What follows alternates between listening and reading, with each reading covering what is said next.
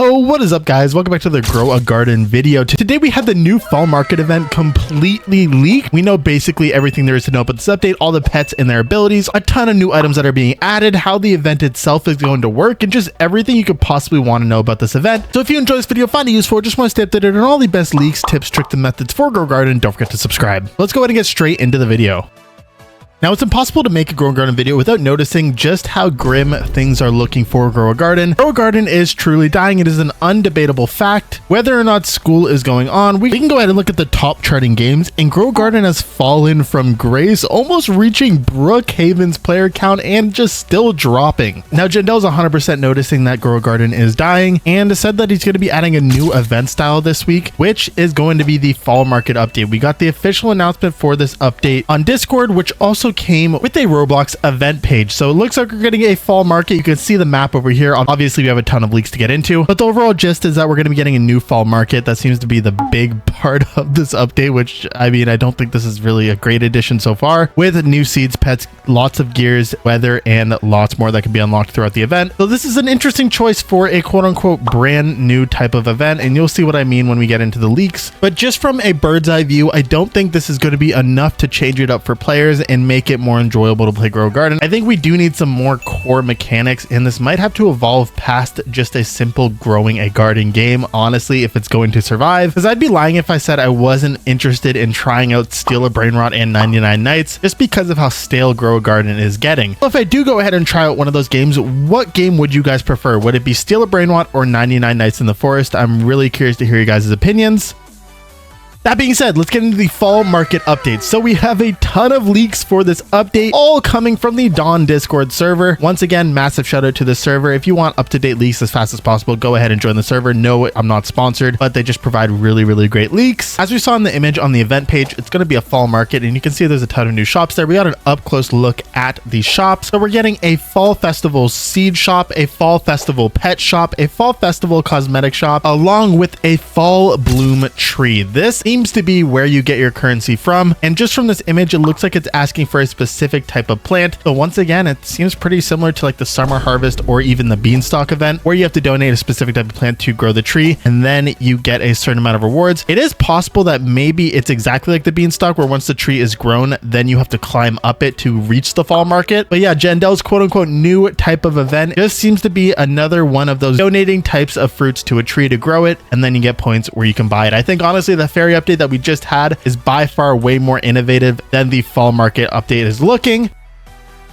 That being said, we actually have a closer look at inside of each of these shops. So first off, we have the fall seed shop. These are all the seeds we can see so far. It's the Canafia and the Golden Peach, which the Golden Peach seems to be the best seed that you can buy from the shop. You need 7 contributions to the fall bloom tree. If you remember the beanstalk event, this is literally exactly how the beanstalk event shop worked. You needed to grow the beanstalk a certain amount of times, which also was called contributions. Then we have inside of the fall gear shop. So we are getting a specific fall gear shop, which does seem a little interesting because there are a lot of items in here. So we have the firefly jar, just a firefly in a jar. We have the sky lantern, lights up the sky with the glow of fall. This is probably just going to be a cosmetic, I would assume. We have the leaf blower. You can fly with the leaves, apparently. We have candy corn, which is a new type of food that you can actually feed your pets. Gives 50 XP per candy corn to a pet. So depending on how often these stock up, if you get a ton of these, this could be really good for leveling. We have the fall sprinkler, increases the growth speed, mutation chance, and fruit size of fall plants for 5 minutes. The text is a little obscured there, but if you do look closely, it does say fall plants, and these are going to get up to like 10 contributions to unlock them, which is kind of crazy. But the bonfire, placed down to have a temporary boost for cooking and fall related pets, but this boost does decrease as the fire weakens. You can also see the text if you do look closely there. Then lastly, we have the harvest basket. Toss a bunch of fruits around to feed all your pets. So I guess you just throw it on your garden and it just feeds a bunch of your pets. Not too bad, especially if you want to AFK and keep your pets fed. You just macro this and occasionally use a harvest basket. And then the golden acorn. I'm not exactly able to To map out exactly what this one does, it's the rarest gear that we're going to be getting. It requires 12 contributions, but it resets a pet back to age 1, but empowers it with a random something. Pet must be over age 40. I'm assuming that says random mutation, so you just get to skip past the mutation machine by using a golden acorn, which would make sense why the pet has to be age 40 or more, just because you can't really instantly mutate your pets. But depending on how often those gears stock up, and depending on how easy it is to get the currency you need to buy it, which I'm assuming once again comes from the fall bloom tree, those don't seem like a horrible addition to the game, if I'm being completely honest.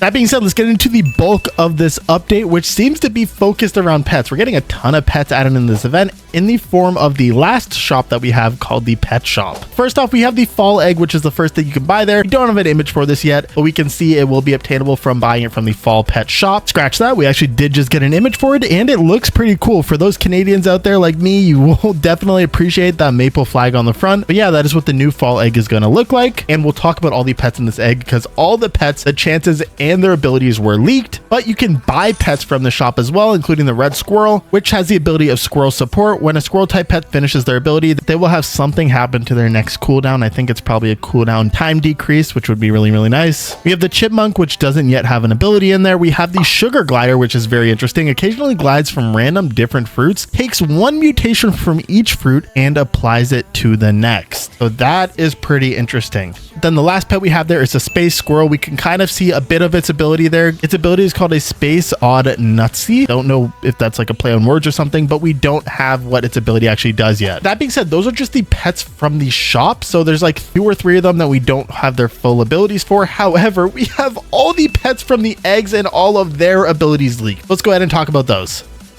So like I said, we're getting a fall egg that you can buy from the fall pet shop, and inside this egg we have new pets. Here are all the pets and their chances. We have the robin, the badger, the grizzly bear, the barn owl, and the 1% pet, which is a new divine pet called the swan. Now let's start from left to right. The robin's ability is to grant a 10.18 decreased player size. Don't know why we need this in the game. Don't know why it's even added as a full pet ability, but I guess that's something, so you can make your avatar smaller. Okay. The next pet is the badger. Around every 5 minutes, it digs for 10 seconds, spreading mud to nearby fruits within 20 studs, and we'll have a 10% chance every second to get the muddy mutation. So it just gives something called the muddy mutation. Probably just going to be a low level mutation, like 3 to 5 times multiplier.